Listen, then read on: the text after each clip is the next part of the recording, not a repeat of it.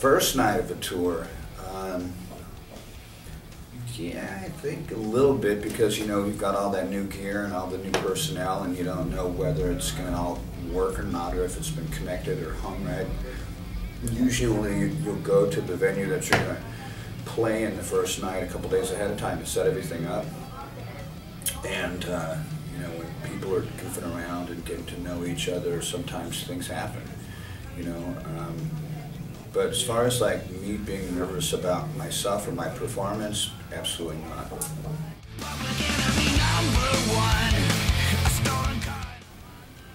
Well, God, there's so many songs that we were playing, and you know, whenever you go out and you tour a new record, it behooves you to promote the record by playing new songs. And we had to cut our set list down tonight considerably, because you know, Madison Square Garden has union people here, and the curfew is very early, and the union fees for going over is $9,000 a minute. So at least that's what I was told. Maybe it was 9,000 every 5 minutes, but that's 9,000 too much.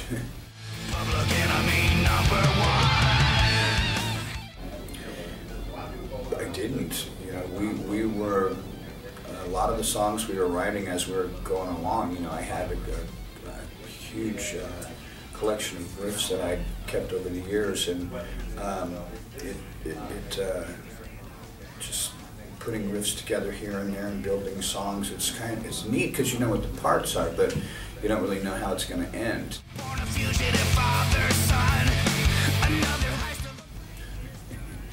I'm learning that I can still play after the surgery, and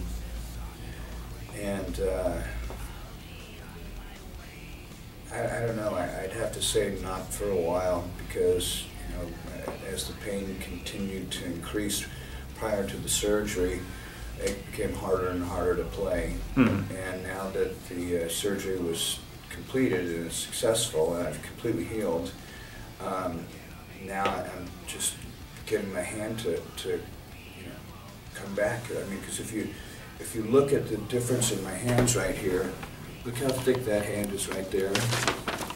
And then look on this side. I can almost touch my fingers together. You see that? Yeah.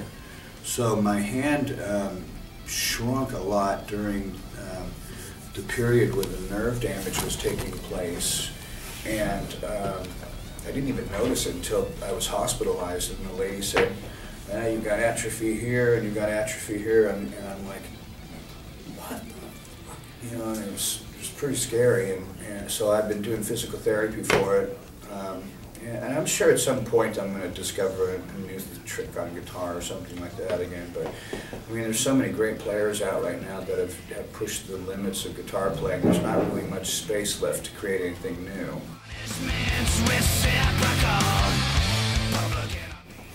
Well, it depends. If you're talking about apps like my guitar app that I have, that's an instructional video app, and it's I don't think that's a crutch. I think that's for good. But if you get like an app that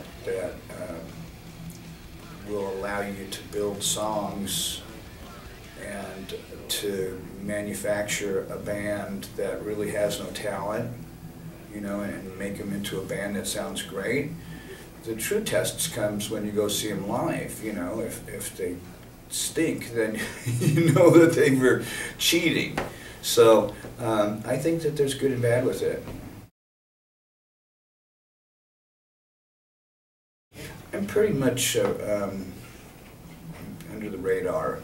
You know, I was press that I have to do, and just the physical conditioning and resting and stuff like that.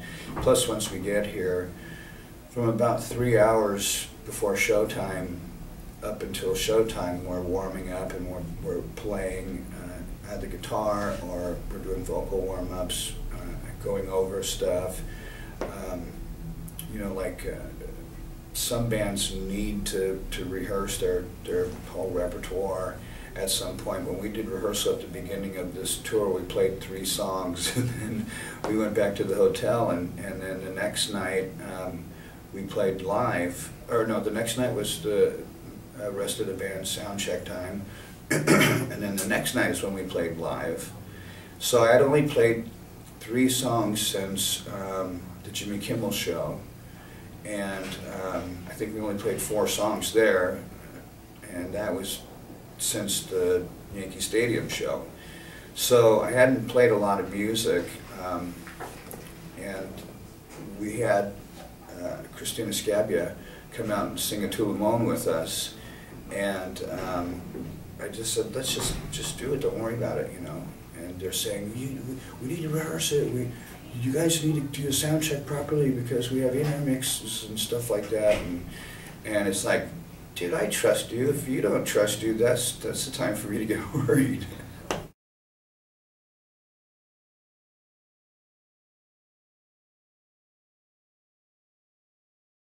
Yeah, sure, but they don't win. I mean, I'm still capable of being mean if I want to be, but you know, it would take somebody antagonizing me to have that to happen, and I know well enough about myself when someone's trying to mess around with me, and it's a lot easier for me to walk out of the interview and have him have like 3 minutes of an interview and trying to explain to his boss why I didn't go any further, and see if he can beat us calling his boss, telling him that he was a punk.